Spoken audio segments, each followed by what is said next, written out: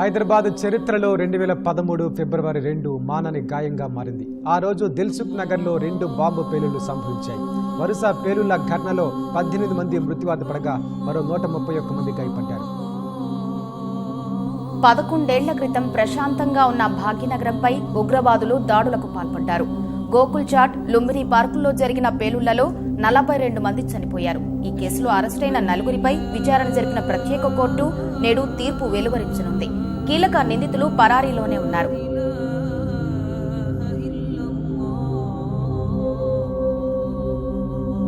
నాటి చేదు జ్ఞాపకాన్ని ఇంకా మర్చిపోని బాధితులు దాడికి పాల్పడిన నిందితులందరినీ కఠినంగా శిక్షించాలని డిమాండ్ చేస్తున్నారు.